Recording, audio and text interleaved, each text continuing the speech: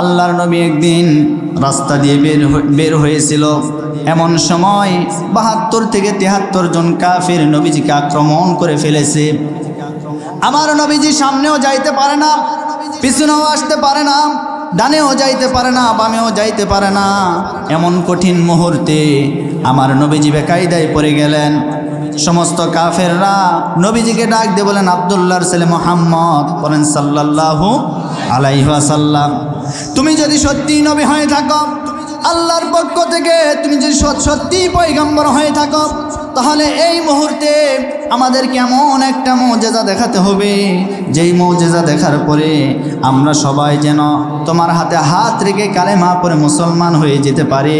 আর তুমি যদি আমাদেরকে মুজিজা এই মুহূর্তে দেখাতে না পারো, আমাদের হাতে তরবারি, এই তরবারি দ্বারা তোমার কল্লাটা আমরা দ্বিখণ্ডিত করে দেব। বলি নাউযুবিল্লাহ। আমার নবীজি আকাশের দিকে তাকাচ্ছিল। এমন সময় জিব্রাইল ফেরেশতা এসে নবীজির কানে কানে বললেন, ইয়া রাসূলুল্লাহ, ইয়া হাবিবাল্লাহ, আপনি টেনশন করবেন না, আপনি চিন্তা করবেন না, আপনি বিপদে পড়েছেন, কিন্তু এই বিপদ থেকে রক্ষা করার জন্য আমার আল্লাহর কুদরত কাজ করবে। আমার ভাইয়েরা, এর কিছুক্ষণ পরে নবীজি দেখতে পেলেন বেশ কয়েকটা মৌমাছির একটা চাক, মৌমাছির একটা দল নবীজি সহ ওই কাফেরদের মাথার উপরে এসে ভিন ভিন ভিন ভিন করে আওয়াজ দিয়ে শব্দ করে। আমার নবীজি ওই মৌমাছিদেরকে দেখতে পেলেন। মৌমাছিরা এসে যখন শব্দ করা শুরু করে দিয়েছে, মৌমাছিরা জবান খুলে আল্লাহকে ডাক দিয়ে বলেন, ওগো আল্লাহ, আপনি আমাদের জবানটা খুলিয়ে দেন। আমরা আপনার হাবিবকে আজকে যেহেতু সামনে পেয়েছি, সরাসরি পেয়েছি, আপনার হাবিবকে আমরা সরাসরি একটু সালাম জানাতে চাই, আপনার নবীর প্রতি একটু আমরা দরুদ শরীফের আমল করতে চাই। আমার ভাইয়েরা, রব্বুল আলামিন এই মৌমাছিদের জবানটা খুলে দিয়েছে। ওই মৌমাছিরা ডাক দিয়ে বলেন, আসসালাতু আসসালামু আলাইকা ইয়া রাসূলুল্লাহ, আসসালাতু আসসালামু আলাইকা ইয়া হাবিবাল্লাহ। হে আল্লাহর রাসূল, আপনার উপর আল্লাহর শান্তি বর্ষিত হোক।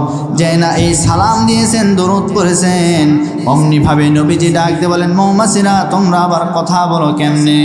মৌমাছিরা ডাক দিয়ে বলেন, ওগো হাবিব, আপনাকে দেখার পর আমরা আল্লাহর কাছে আরজি জানাইছি, আল্লাহ পাক আমাদের জবানটা খুলে দিয়েছে, যার কারণে আমরা কথা বলা শুরু করে দিয়েছি। ডাক দিয়ে বলেন, ওগো আল্লাহর নবী, আমরা একটু আপনার প্রতি দরুদ শরীফ পাঠ করতে চাই। নবীজি ডাক দিয়ে বলেন, ওগো মৌমাছির দলেরা, আমার প্রতি এই মুহূর্তে দরুদ পড়লে তোমাদের লাভ কি? মৌমাছিরা জানাই দিচ্ছেন, ইয়া রাসূলুল্লাহ, ইয়া হাবিবাল্লাহ, আপনার প্রতি দরুদ পড়লে আমাদের অনেক লাভ। কারণ আমরা হলাম মৌমাছি, আমরা এই পৃথিবীর জমিনে যত ফুল আছে প্রত্যেকটা ফুলের ভিতর থেকে মধু আহরণ করি। আর এই মধু আহরণ করার পরে এই মধুটা আমরা পিউপার কাছে প্রবেশ করায় দেই। পিউপা ওইটা পরীক্ষা নিরীক্ষা করে দেখে ওই মধুটা 100% হয়েছে কিনা। যদি 100% হয় ওইটা রানীর কাছে চলে যায়, আর যদি 100% না হয় রানী পর্যন্ত পৌঁছায় না। রানীর কাছে যাওয়ার পরে ওই মধুটা আবার রানী পরীক্ষা নিরীক্ষা করে দেখে 100% হলে চাকে রাখার অনুমতি দেয়, আর 100% না হলে চাকে রাখার অনুমতি পাওয়া যায় না। ইয়া রাসূলুল্লাহ, তবে আপনি শুনলে আশ্চর্য হয়ে যাবেন, আজ পর্যন্ত আমরা কোনো ফুলের ভিতরে 100% মধু পেলাম না। সর্বোচ্চ 30 থেকে 40% মধু আমরা সংগ্রহ করি। আল্লাহর নবী ডাক দিয়ে বলেন, তাহলে এই 30 এবং 40% মধু তোমরা 100% বানাও কেমনে? ওই মৌমাছির দলেরা ডাক দিয়ে বলেন, ইয়া রাসূলুল্লাহ, ইয়া হাবিবাল্লাহ, আপনি শুনলে আশ্চর্য হয়ে যাবেন। আমরা যখন মধুগুলি সংগ্রহ করি, এই মধুগুলি সংগ্রহ করার পরে আমরা মুখের ভিতর নিয়ে আপনি নবী, আপনার প্রতি শুধু একটা বার আমরা দরুদের আমল করি। এই দরুদের আমল করার কারণে রব্বুল আলামিন ওই মধুটাকে 100% বানায়া দেয়। আল্লাহু আকবার। একটু তাকবীর দেন, লিল্লাহি তাকবীর। নারে তাকবীর, আল্লাহু আকবার। নারে তাকবীর, আল্লাহু আকবার।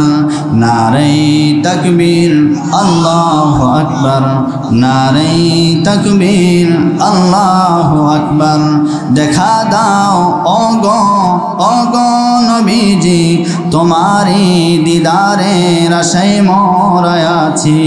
দেখা দাও ওগো নবীজি তোমারি দিদারের আশায় মরা আছি দেখব দু চোখে আল্লাহর পয়গম্বর নারাই তাকবীর বলেন না নারাই তাকবীর আল্লাহু আকবার নারাই তাকবীর আল্লাহু আকবার সিদ্দিক ফারুক ওসমান হায়দার চারজন সাহাবা সবচেয়ে বেহতর সিদ্দিক ফারুক ওসমান হায়দার চারজন সাহাবা সবচেয়ে বেহতর কারণ তাদের দিলে আছে আল্লাহর পয়গম্বর নারে তাকবীর নারে তাকবীর আল্লাহু আকবার নারে তাকবীর।